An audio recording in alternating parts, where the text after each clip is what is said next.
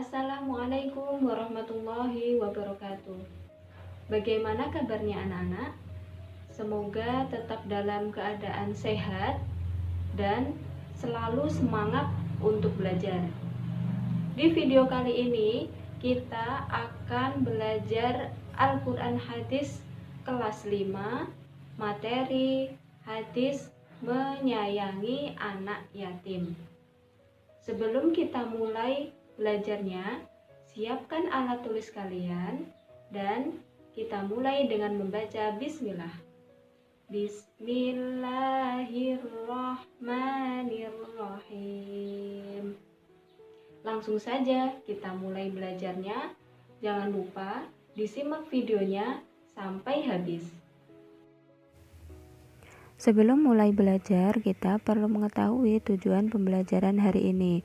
Yang pertama, peserta didik dapat memahami arti dan isi kandungan hadis tentang menyayangi anak yatim riwayat Bukhari dari Sahal bin Sa'ad. Dan yang kedua, peserta didik dapat melafalkan dan menghafalkan hadis tentang menyayangi anak yatim riwayat Bukhari dari Sahal bin Sa'ad. Yang selanjutnya ialah apa yang dimaksud dengan anak yatim piatu dan yatim piatu. Anak yatim adalah anak yang ditinggal wafat ayahnya ketika ia belum berusia balik. Anak piatu adalah anak yang ditinggal wafat ibunya ia belum berusia balik. Jadi, anak yatim piatu adalah anak yang ditinggal wafat kedua orang tuanya ketika ia belum berusia balik.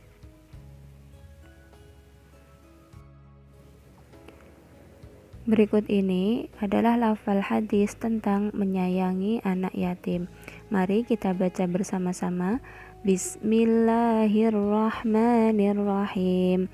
An Sahl bin Sa'din qala Rasulullah sallallahu alaihi wasallam ana wa kafirul yatimi fil jannati hakata wa asyara bis sababati wal wusta wa farraja bainahuma syai'a. Rawahul Bukhari. Yang artinya, Sahal bin Sa'ad radhiyallahu an berkata, Rasulullah shallallahu alaihi wasallam bersabda, aku akan bersama orang yang memelihara anak yatim di dalam surga seperti ini. Beliau memberi isyarat dengan jari telunjuk dan jari tengah, lalu beliau merenggangkan di antara keduanya. Hadis riwayat Bukhari. Dari hadis tersebut dapat kita ketahui bahwa Rasulullah mengatakan orang yang memelihara anak yatim di dalam surga akan sangat dekat dengan beliau seperti jari telunjuk dan jari tengah. Selanjutnya ialah isi kandungan hadis tentang menyayangi anak yatim. Yang pertama, perintah untuk memelihara dan menyayangi anak yatim dengan sebaik-baiknya. Yang kedua, hukum memelihara dan menyayangi anak yatim adalah fardu kifayah. Fardu kifayah artinya apabila sudah ada orang yang mengurusnya, maka yang lain tidak berdosa. Namun, apabila tidak ada yang mengurusnya, maka semua umat Islam berdosa.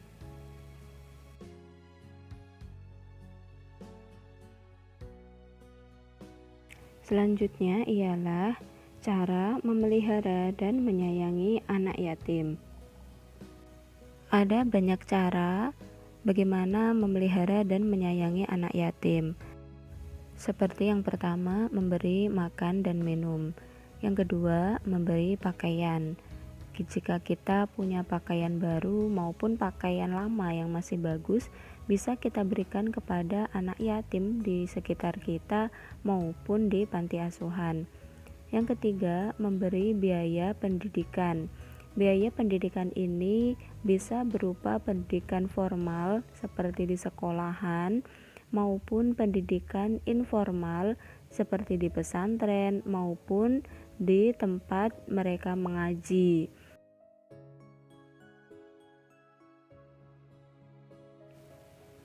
Kemudian yang terakhir Dan yang paling penting ialah tidak boleh menghardik dan mengejeknya. Menghardik itu apa, Bu? Menghardik itu adalah menyakiti, membentak, serta tidak menghormati. Karena barang siapa yang menghardik dan mengejek anak yatim, maka termasuk orang-orang yang mendustakan agama.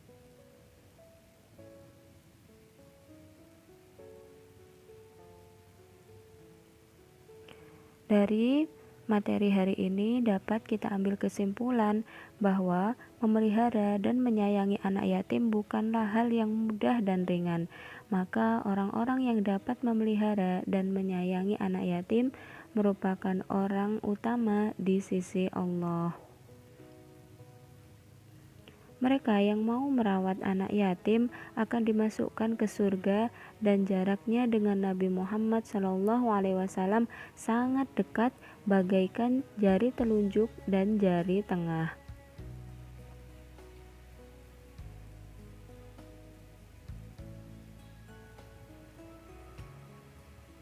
Harta anak yatim tidak boleh dipergunakan untuk apapun selain untuk memenuhi kebutuhan anak yatim tersebut.